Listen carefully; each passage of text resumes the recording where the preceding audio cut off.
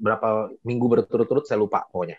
Ada di news kok. Kalau itu terjadi, misalnya, misalnya contoh lah, 2 bulan Indonesia tidak ada kasus sama sekali. Itu pemerintah Makau akan membuka. Sekali lagi,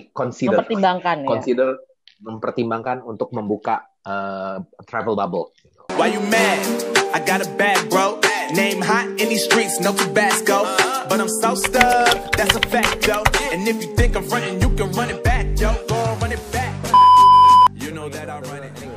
Halo teman-teman, balik lagi di channel ini dan selamat datang buat yang baru mampir di channel aku. Jangan lupa klik tombol subscribe and aktifkan loncengnya biar kalian semua enggak ketinggalan video aku yang baru. Karena aku pastinya akan bikin video yang menarik dan bermanfaat. Nah, video kali ini tentang ngobras, ngobrol asik. Semoga bermanfaat. Thank you teman-teman. Iya, saya juga. Oke, Sis Yuli. Jadi maksud saya bukan dari sisi legalitas, tapi juga dari sisi sekarang kan lagi pandemi nih. Takut kan maksudnya perusahaan apa ya, tentu jangan berdoa perusahaan itu, maksudnya in case lah, pokoknya ada sesuatu berhubungan dengan situasi pandemi saat ini kan, border kan susah sana sini, keluar masuk susah zaman sekarang. Jadi makanya hal yang saya anjurkan itu sudah bukan lagi menjadi anjuran, saya rasa itu harus menjadi instruksi buat Sis Yuli, dan Bu Rina juga kan rencana mau ikut juga ke sana. Jadi itu saya rasa harus dijadikan instruksi untuk kalian semua lakukan. Sekali nyampe harus laporan ke KJRI supaya kalau ada apa-apa terdaftar dengan KJRI gitu. Iya, lebih safe aja buat apa, keselamatan diri sendiri. Iya, kayak di sini aja sekarang mau balik dari Makau ini, karena kita border antara Makau dengan Hong Kong ditutup, nggak ada pesawat direct dari Makau ke Indonesia. Jadi daftarnya itu harus nunggu sampai berapa orang baru diberangkatkan ke Indonesia gitu loh.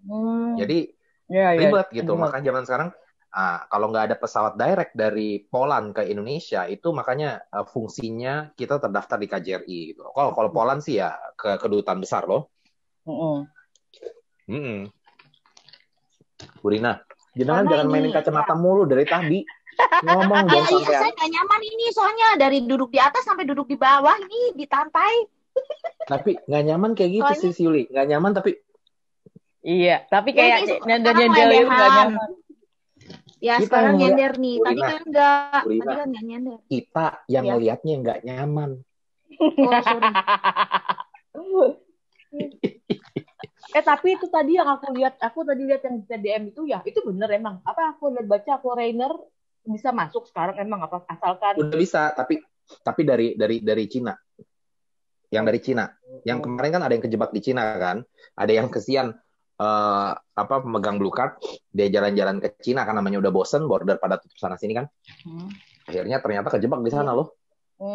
Kirain emang jalan udah, soalnya kata-katanya nggak diperjelas tuh yang tadi digambar di TDM itu kan. Enggak. Baca. Yang udah definitely boleh masuk, pertama yang dari Cina itu bisa masuk kemari. Kalau seandainya itu kayak itu udah boleh mulai masuk, tapi dengan syarat harus lulus harus lewatin itu tesnya negatif.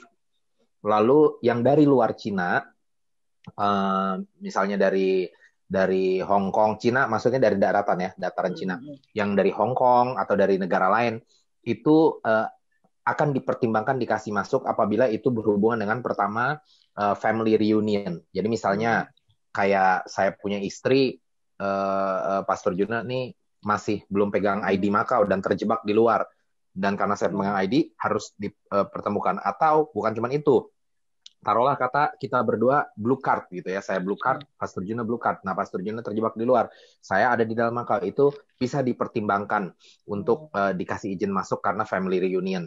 Dan yang kedua, itu kalau seandainya pekerjaan orang tersebut yang terjebak di luar itu adalah posisi yang penting, yang sangat berdampak sekali di dalam perekonomian Makau. Nah, itu yang saya nggak ngerti. Maksudnya apa? Apakah kerja di kasino? Apakah kerja di mana? Itu yang saya nggak ngerti. Yang jelas, kalau posisi-posisi yang penting untuk beroperasinya perekonomian Makau dengan lebih baik, itu diizinkan katanya. Tapi yang jelas nggak tahu ya. Basically berarti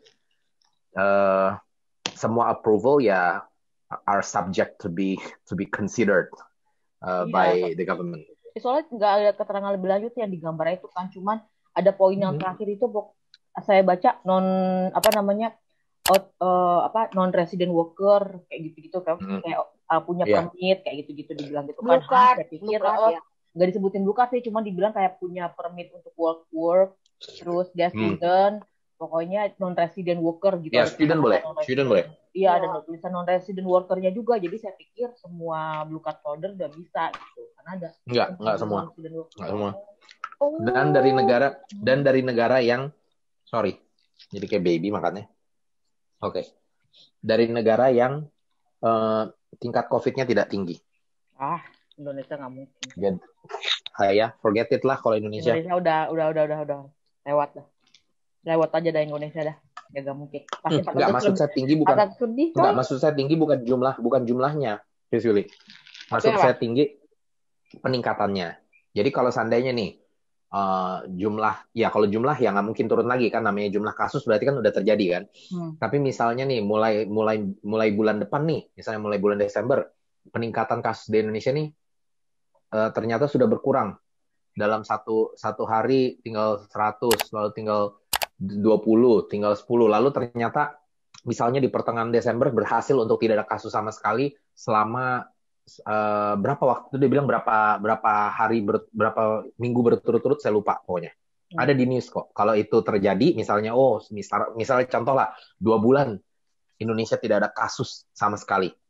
Itu pemerintah Makau akan membuka sekali lagi mempertimbangkan untuk membuka travel bubble. Tapi optionnya itu dua-duanya mau jumlah, mau dari peningkatan. Itu peningkatan, nggak jumlah sih nggak. Enggak, cuman mau dari jumlah, mau dari peningkatan. Indonesia nggak masuk dua-duanya, masuk cuma. Oh iya betul. Dua-duanya nggak masuk dari jumlah sama peningkatan. Iya, susah banget. Contohnya ya, Sisili, dari Hong Kong sampai hari ini juga masih di-ban loh sama Makau. Nggak boleh masuk Makau. Hong Kong kan nggak seberapa tinggi. Karena Hong Kong peningkatannya masih setiap hari masih ada berapa puluh gitu loh. Jadi itu yang Makau takut. Tapi memang kita mengerti, Makau ini density-nya salah satu paling tertinggi di dunia loh, Yuli. Jadi kebayang nggak kalau sampai spread di Makau, itu bakal cepet banget. Itu kayak zombie apocalypse beneran. Kecil banget juga negaranya. Iya. Ya orang lokalnya aja di sini kena. Mau cari kerjaan aja sekarang susah orang lokal sih, Yuli. Dan saya berapa kali udah denger orang lokal kehilangan kerjaan juga. Ya, sekarang orang lokal yang posisi tinggi-tinggi justru itu yang berbahaya karena gajinya terlalu tinggi dan itu yang biasanya kena cut gitu loh. Kalau enggak, either kena cut pekerjaannya atau kena cut salary-nya gitu loh. Kemarin saya baru ketemu teman saya juga di gajinya dipotong. Kantor saya juga kan kayak masih belum buka, kayak cuman kayak manajer atau cuma kayak manajer doang aja masuk, itu juga kayak nggak full time gitu. Dan kemarin tuh teman saya tour guide Indonesia juga datang, kantor tuh sepi banget, kayak cuman bendahara. Pas dia datang cuman ada bendahara sama satu manajer, cuma 2 orang doang yang stay di kantor. Dan yang lainnya itu dia cerita kayak yang biasa ngurus kayak kayak ngurus bis atau segala macam itu juga sekarang jadinya kayak dipindahin ngebantu di bagian, kan bos kita kan juga punya kayak restoran-restoran. Jadi dia pindah ke kayak Casyufan, bukan di kantor lagi. Kayak gitu-gitu. Dia orang lokal soalnya. Karena banget. Berarti Sis Yuli, kalau seandainya kamu masih ada di Makau atau bisa balik ke Makau dengan kondisi rambut kamu begitu, berarti kamu bakal jualan casyupau dengan rambut warna-warni gitu loh. Casyufan nih. Atau enggak mie, bos saya tuh casyufan. Iya, bos saya tuh punya restoran casyufan, punya yang mie gitu kayak mie ramen. Dia kalau restoran tuh banyak, ada juga yang kayak Chinese food set kayak gitu-gitu. Jadi yang orang-orang lamanya gitu bisa diperkerjain kayak ngatur-ngatur. Kalau mau mereka mungkin ke tempat-tempat restorannya. Kalau nggak mau mending lah daripada nggak dapat kerjaan sama sekali. Kalau nggak mau ya resign kayak gitu. Oh iya sih, nasibnya si Akyong gimana Pastor? Itu saya pulang ya? Soalnya kan dia kan kerjaannya cuma dikasihnya 10 hari. Nggak cuma dia, banyak yang kayak gini dapat cuma 10 hari. Karena basically mereka nggak mau berhentiin. Karena mungkin kalau berhentiin kan ya nggak berperikemanusiaan lah seperti itu. Tapi juga mereka memang tidak punya kapasitas untuk kasih jam kerja yang lebih banyak. Karena iya, dan kan Bu Rina tahu sendiri di sini berapa banyak sih turis-turisnya udah boleh masuk kemari juga belum banyak gitu loh. Jadi walaupun Makau sudah buka border untuk turis dari mainland, turis mainland juga nggak banyak yang datang sih, Nggak. Yuli. Dan yang datang pun rata-rata dari provinsi Guangdong dan mereka nggak terlalu punya uang gitu loh. Benar. Jadi kemarin tuh yang Golden Week di Macau itu gagal total itu karena mereka antisipasi sudah siapkan bus banyak banget untuk kembali ke border, ternyata kosong melompong gitu loh. Nah, Iya. sekarang memang sudah lebih banyak. Kita kalau ke hotel-hotel juga sudah kelihatan lebih banyak, ke Venetian juga lebih banyak. Tapi ini orang-orang kalau saya perhatiin kayaknya orang-orang dari sekitar Guangdong. Pertama, mereka punya aksen juga lebih mirip seperti orang Hong Kong dan Macau, yang mana orang Guangdong loh, orang Canton loh. Apa namanya? Jadi mereka ini datang cuman nginepnya juga nggak terlalu lama. Banyak yang cuman dari daerah provinsi Guangdong yang pinggiran doang, mereka mungkin cuma nginep satu malam atau atau pulang pergi doang seperti itu gitu loh.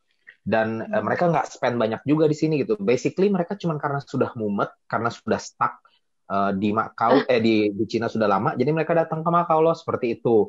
Jadi orang-orang ini nggak benar-benar spend juga. Jadi perekonomian Macau ini memang membaik, tapi kurang naik banget gitu loh. Kenapa?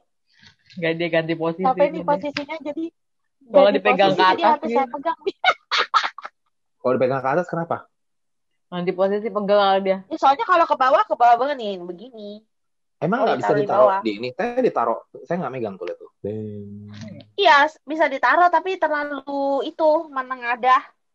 Oh. Jadi duduk di lantai, kan lantai yang di dekat sama spring bed gitu loh. Jadi laptopnya, HP-nya tuh taruh di spring bed, belakangnya ganjil pakai bantal. Capek kalau nggak? Iya ini. Oke, kalian berdua ngobrol dulu, saya mau ambil makanan lagi. Dikit banget nih posisinya dikit banget bisa jatuh. Enggak, ditaruh di ganjel di atas, ketinggian ya. Spring bed-nya tahu sendiri kan tinggi banget nih. Spring bed-nya tinggi banget. Ininya cuma sedikit doang. Diapit gitu loh atau apa gitu. Lem kayak posisinya tuh ya. Aku duduk di spring bed ini nih bisa belesek loh. Terus aku ininya apanya? Unlimited minute. Ih, kamu cuma 40 menit doang ya? Mau tadi settingnya bagaimana? Ya kan di 3 jam apa berapa? Emang kalau di setting jam gitu, Bing, kalau udah mau habis gitu, dia mati sendiri, Bing. Bayar lah, kalau mau buat unlimited. Jadi lu kalau kuliah itu gimana? Bayar, ya kamu itu barunya. Terus jadi kalau itu kita ngulang lagi? Iya. Kalau nggak bayar, kalau mau lanjut terus bayar. Kalau sambil tiduran ternyata tuh dia emang nggak anding apa? Ya kalau itu termati sendiri, terus kita ulang lagi dari awal loh. Masuk lagi ulang. Oh iya, saya lupa kasih tahu, bener. Kalau enggak, nanti bayar yang gratis itu, bayar. Ya, yang gratis itu cuma 45 menit, Bu Rina. Oh. Gak apa-apa lah. Aduh. Kita apa-apa lah, ada editor juga. Hari ini kan kita testing doang. Nah, terus sekali berikutnya kita bisa bikin cuma 45 menit juga nggak apa-apa. Atau kalau sana mau 2 kali ya oke gitu loh. Kita kayak lanjut lagi lu 2 kali, ntar diedit kah gitu loh. Kalau anjuran saya nggak apa-apa, 45 menit ini aja ya. Konten-konten yang, kan kita intinya ngobrol-ngobrol. Iya, ngobrol-ngobrol. Karena kan udah ada yang upload tuh, ada informasi di YouTube juga. Kalau sudah bisa masuk gitu loh. Kelly ya. Terus tadi kan ada tanya si Cieni, emang udah bisa masuk ya? Kayak gitu. Perasaan kan jadi simpang siur begitu. Gitu ceritanya. Jadi intinya gini, nggak ada yang pasti siapa yang boleh masuk juga. Sekalipun tadi yang saya kasih highlight-nya itu siapa yang kemungkinan bisa boleh masuk. Yang penting pokoknya semua harus tanya kepada pemerintah Macau. Ada emailnya kok. Tapi saya lupa nanti kalau memang juga, kalau yang butuh ntar saya cariin gitu loh. Harus tanya email langsung ke mereka apakah sudah boleh atau enggak, itu harus tanya ke mereka. Ya, soalnya pada heboh juga di apa tuh di Facebook page Facebooknya BMI itu. Saya baru tahu tadi dari sini. Iya, di BMI Macau. Pada heboh, terus sudah pada prepare. Wow. Sendiri gitu, makanya enggak, prepare sih boleh, tapi mungkin maksudnya jangan don't hope too much gitu, maksudnya enggak. I just don't want everybody to be disappointed gitu aja gitu. Ya, terus sudah gitu kata teman saya yang tour guide itu juga dikasih sih, soalnya ada kantor sebelah, emang dia juga meng-hire non resident juga. Nah kantornya ini mau nge-renew dia gitu kan, nge-renew non resident. Nah udah mau nge-apply ke pemerintah, cuma masalahnya sekarang pemerintahnya yang nggak ngasih. Karena apa? Iya, Pemerintah lebih sekarang mau ngasih ke Chinese. ya itu benar sekali. Jadi gini, Dari yang kasih ini kuota. yang saya bilang tadi orang foreigner megang blue card boleh masuk, ini adalah orang yang blue cardnya masih aktif ya. Kalau yang blue cardnya sudah habis masa berlakunya, saat ini hukum yang berlaku di Makau saat ini ya, pemerintah Makau tidak mengeluarkan izin untuk hire orang asing selain daripada bukan orang asing ya. Orang asing tidak boleh sama sekali malah. Tidak boleh hire orang dari luar Makau kecuali orang dari mainland China. Padahal company-nya itu mau ngerini dia, tapi bisa dikasih sama pemerintah. Iya. Makanya teman saya Ya, guide berarti itu mutusin Desember dia pulang resign. Desember juga resign.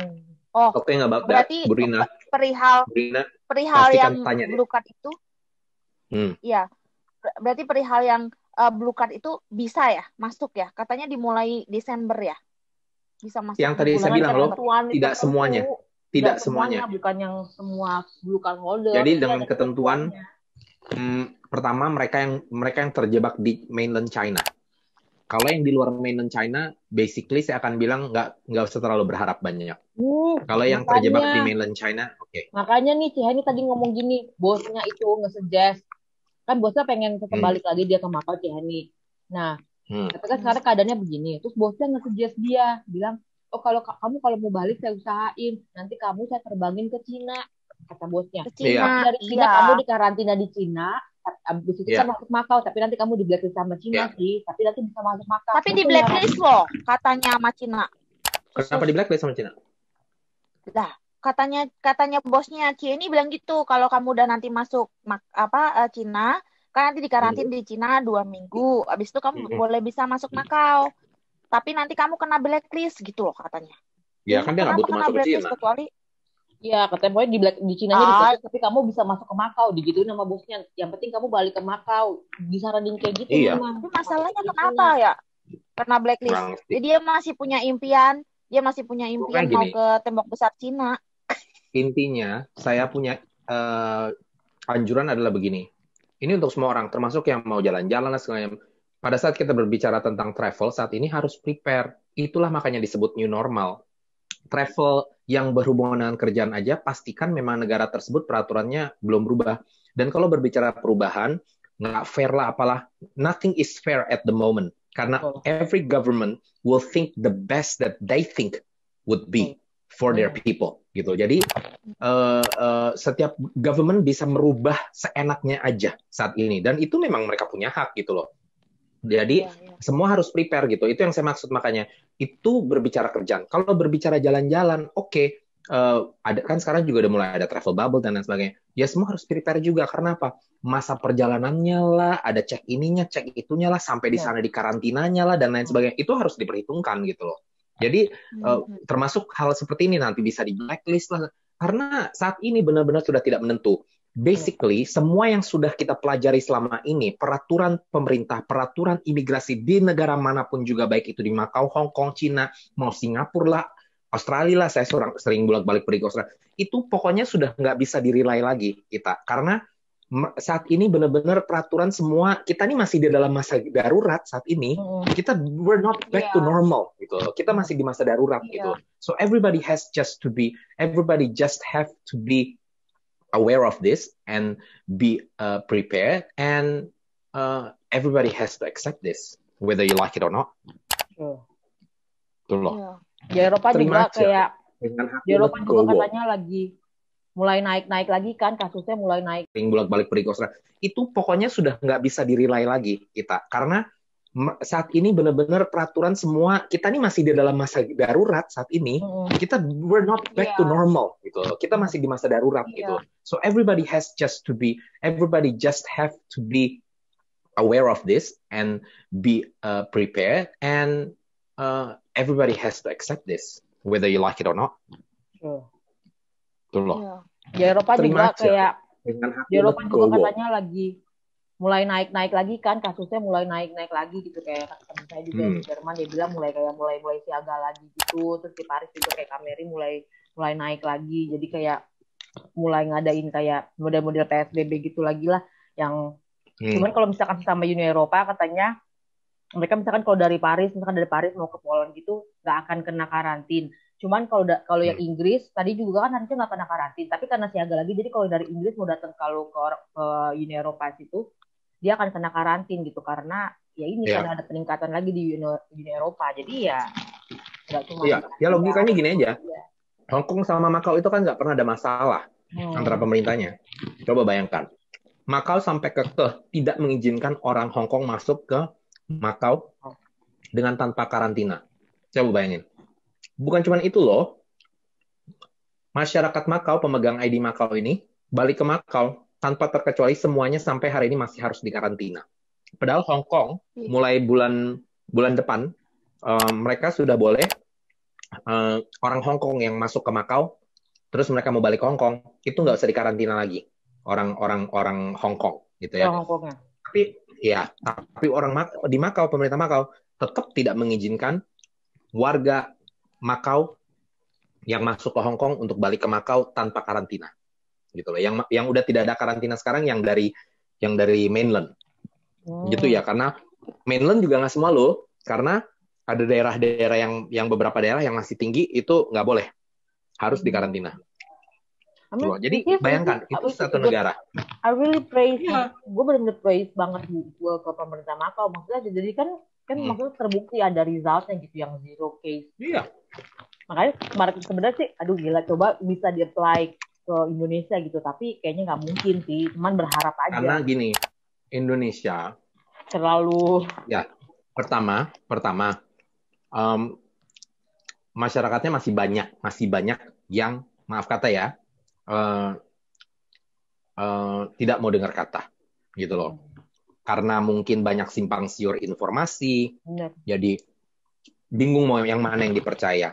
Mereka juga dapat informasi tentang penyakit ini telat, jadi seperti orang tuh telat dapat info dan udah nggak ngerti yang mana yang mau dipercaya gitu loh, ngerti ya?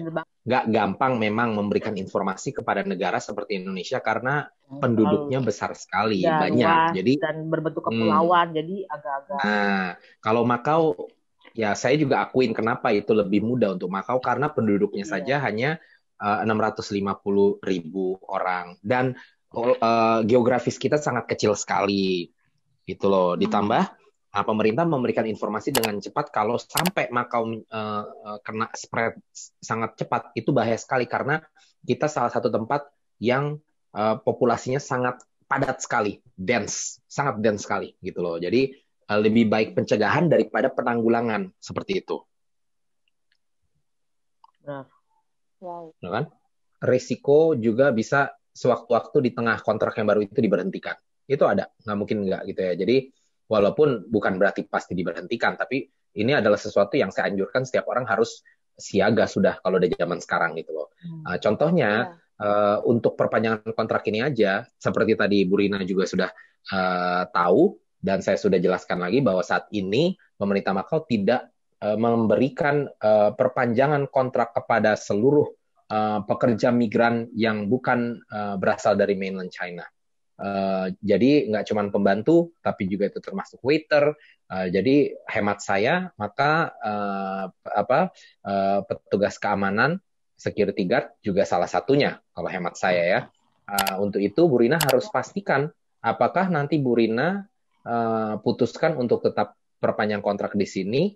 Ternyata pas hari hanya sudah mau perpanjang kontrak, Bu Rina juga tetap akan ditolak oleh pemerintah Makau karena saat ini pemerintah Makau tidak mengeluarkan perpanjangan kontrak untuk pekerja asing. Itu harus diketahui dengan benar, Bu Rina. Kayak aku bilang tadi, soalnya teman sebelah kantorku itu company-nya yang ngajuin, beneran kan? Sekarang kan harus kayak company-nya kan ngajuin gitu kan, buat kayak dapetin kuota dan segala macam. Ini company-nya ngajuin, tapi pemerintah yang tolak. Company-nya ngajuin kayak ini, misalkan kayak manajer yang ngajuin, tapi dari pemerintahnya nggak dilolosin. Ditolak perpanjangannya. Ya. Jadi anjuran saya Bu Rina minta majikan Bu Rina untuk tanya secara langsung ke pemerintah. Mereka telepon aja, tanya secara langsung supaya jelas gitu loh. Nah, yang jadi pertanyaan, antara kalau kita udah bayar 4.300 dan atau selebihnya nggak tahu berapa ya, udah bayar nih. Terus udah gitu di cancel sama pemerintah. Itu duit balik apa kagak? Nah itu yang harus ditanya. Makanya aku bilang, makanya harus ditanya. Dikasih tahu, bilang aja gini, temen saya diajuin, bilang aja temen saya sama company-nya ngajuin, tapi ditolaknya sama pemerintah karena katanya pemerintah sekarang mau ngutamain slot buat Chinese resident, alasannya begitu. Dikasih tahu aja gambarannya gitu, biar nanti juga siapa tahu manajernya itu yang langsung nanyain ke sana, bener apa enggak, bisa apa enggak, pasti apa enggak gitu loh. Terus bilang, kalian dibilang kalau misalkan emang ditolak sama pemerintah, itu duitnya balik apa enggak gitu. Oke, sebelumnya siap. Saya cut dulu dengan cepat. Silahkan teman-teman melanjutkan. Mengingat saya bukan cuma punya istri, tapi juga punya anak. Jadi ini berhubung saya harus mulai cepat-cepat makan selesaikan. Karena kalau nggak kelar-kelar. Jadi silahkan dilanjutkan. Nanti kita akan pilih waktu yang lebih pagian sedikit. Untuk ngobras-ngobrasnya. Oke? Ngobras. Kan testing. Pakai bahasa itu ngobras. Ngobrolan asik kan, ngobrolan asik. Jadi ya udah kita akhirin aja kalau begitu, ya kan? Testing doang ini, itu testing. Udah. Oke. Sip lah ya. Oke deh, good night all. But I'm so stuck, that's a fact, yo. And if you think I'm frontin', you can run it back, yo. Go run it back.